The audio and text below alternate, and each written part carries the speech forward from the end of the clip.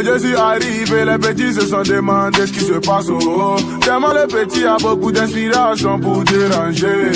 Prenez position pour danser, prenez position pour bouger. बहुत बहुत धन्यवाद संचालक महोदय। All India Muslim personal law board और इमारत सरिया और अन्य संगठनों के द्वारा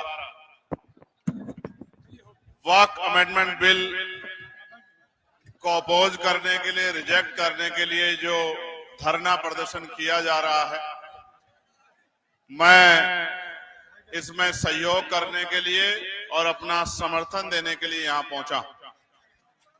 प्यारे साथियों, इस मंच पर बहुत ही जिम्मेदार शख्सियतें बैठी हुई।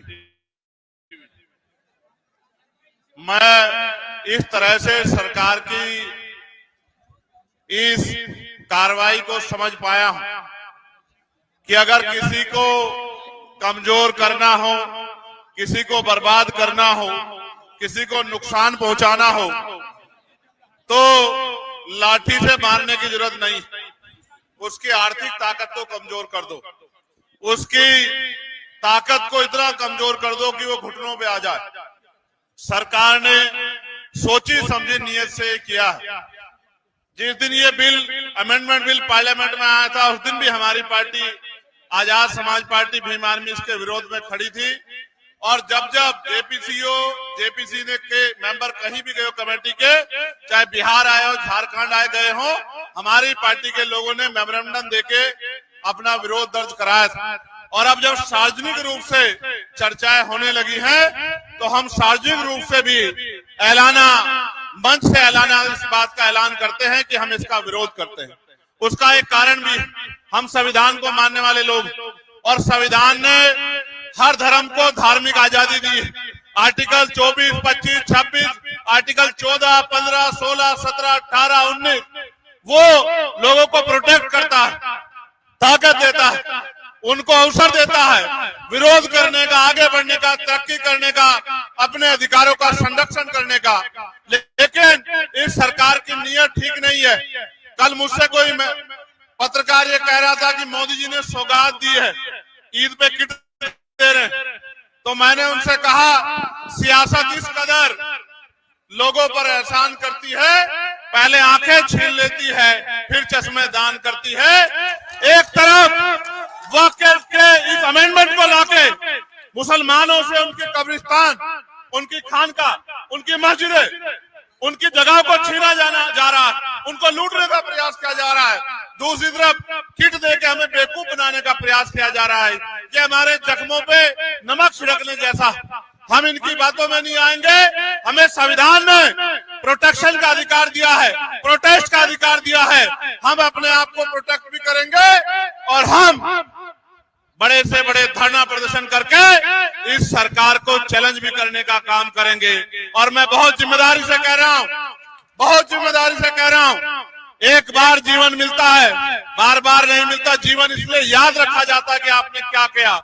इतिहास याद रखेगा जब देश में कमजोर लोगों पे जुल्म किया जा रहा था, कौन किस तरफ खड़ा था। मैं यहाँ से खड़ा होकर कह रहा हूँ बिहार के मुख्यमंत्री जी से कि वो कमजोरों की आवाज सुने और जो फैसला वो हर बार लेते हैं बदलने का, एक बार और वो फैसला ले ले तो शायद मुल्क के हालात बदल जाएं। मेरे आज भी याद है, लोकसभा चुनाव से पहले मैं यहाँ आया था, मैंने उनसे आग्रह किया था कि आपकी छवि बहुत अच्छी है, आपको देश में शक्ति का निर्माण करना चाहिए, सारे दलों को इकट्ठा करना चाहिए। उन्होंने बात तो मानी, लेकिन अंत समय पे वो बदल गए। इसका नुकसान उठाना पड़ रहा है। एक बार और बदल जाओ मुख्यमंत्री जी, और अपने साथियों को भी बदल दो, तो ये सत्ता का घमंड भी चूर हो जाएगा, जिस घमंड के जरिए कमजोरों को बर्बाद करने पे तुले। वो जो बिल है उसको पढ़ने की जरूरत है। वो कर क्या रहे हैं? वो सर्वे कमिश्नर की ताकत डीएम को दे रहे हैं। आपके प्रदेश में ही देख लो, औरों को छोड़ो। आपके प्रदेश में डीएम वो लगा है जो मुख्यमंत्री की बात को मानता है, जो मुख्यमंत्री के गलत को भी सही मानता है, और जो मुख्यमंत्री कहता है उसको मानता है।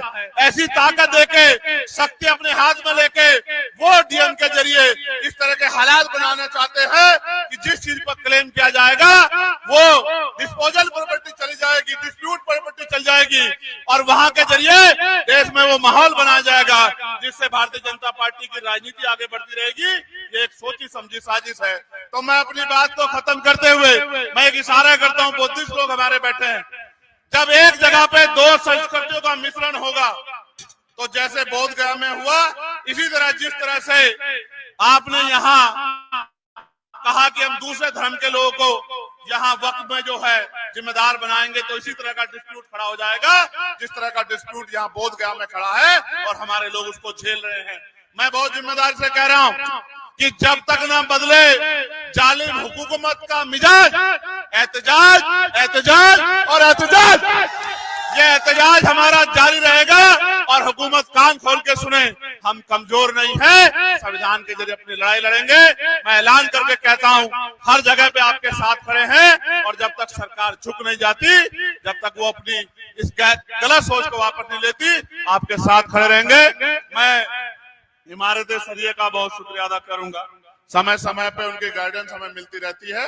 मैं उनके लिए, उस पूरी मूवमेंट की तरक्की के लिए भी और उनके लिए भी अच्छी सेहत की प्रार्थना करूंगा। बहुत बहुत धन्यवाद। जय भीम, जय भारत, जय संविधान। आदाब, नमस्कार, सत श्री अकाल।